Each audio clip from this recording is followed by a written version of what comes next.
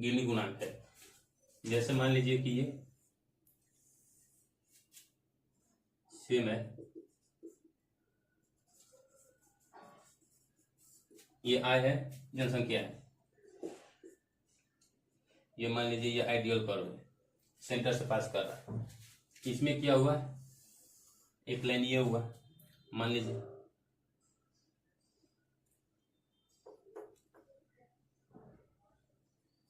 इसको ऐसे मिला दीजिए, ठीक है। ये हुआ आइडियल कर्व, मतलब सेम यही है, ये आइडियल है और ये मान लीजिए ए है। तो जो ये एरिया हुआ और ये जो पूरा एरिया हुआ,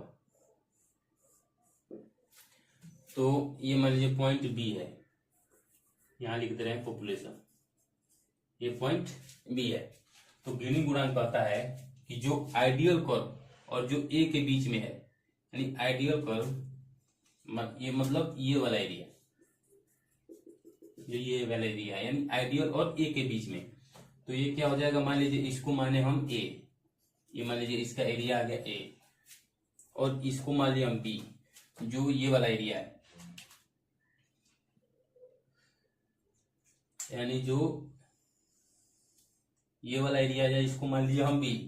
तो गिनी गुणांक बोलता है कि जो आइडियल कर्व है और जो ये लाइन है, जो मेन लाइन है, ये तो आइडियल हुआ और ये रियल है, तो आइडियल और रियल के बीच में जो एरिया होगा और जो आइडियल से नीचे जो शेष एरिया होगा, उससे क्या करेंगे, इसको डिवाइड कर देंगे, यानी ए, ये एरिया को ए, इस एरिया को बी, यानी टोटल एरिया ले लेंगे।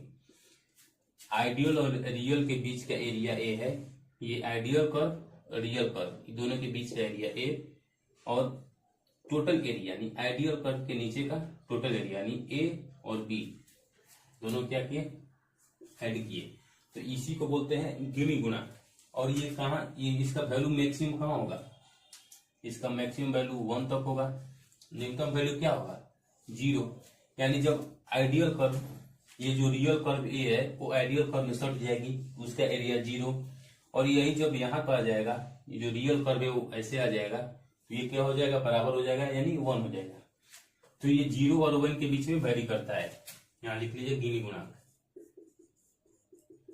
गिनी गुणांक 0 और 1 के बीच में क्या करेगा, वैरी करेगा, या तो 0 हो जाएगा या 1 हो जाएगा या इसके बीच का होगा, इससे ज्यादा नहीं होगा। तो अब ये देखिए, यहां से अगर ये यहां सट गया, आइडियल और रियल कर्व जब दोनों सट गया यानी चिपक गया, तो ये क्या होगा, इससे असमानता कम होगी, आय की असमानता कम होगी। जब आय की असमानता कम होगी तो गरीबी क्या होगी, कम होगी। यानी अगर हम 0 की तरफ बढ़ेंगे, यानी मान लीजिए कि पहले 0.5 था, अब ये 0.3 है, तो इसका मतलब क्या हो रहा है, मेरा आय की असमानता क्या हो रही है, कम हो रही है। आय की असमानता कम हो रही है, इसका मतलब गरीबी कम हो रहा है। और जैसे जैसे हम 1 की तरफ जाएंगे, यानी 1 की तरफ, यहां लिख लीजिए 0 से 1 की तरफ, 0 से 1 की तरफ बढ़ने पर आय की असमानता क्या होगी, बढ़ेगी। इसका मतलब गरीबी क्या होगी, गरीबी बढ़ेगी। 0 से 1 की तरफ जाएंगे, 0 से 1 की तरफ जाएंगे, यानी ये इधर की तरफ जाएंगे तो गरीबी बढ़ेगी, और ये जब इधर की तरफ आएंगे तो गरीबी क्या होगी, गरीबी क्या होगी, घटेगी। यानी 1 से 0 की तरफ आए तो गरीबी घटेगी, 0 से 1 की तरफ गए तो गरीबी बढ़ेगी। तो ये गरीबी को मापने के लिए एक लॉरेंज वक्र था और एक गिनी गुणांक था, और गिनी गुणांक में यही पूछा गया है, यही पूछा गया है जेपीएससी में, कि अगर मान लीजिए कि अगर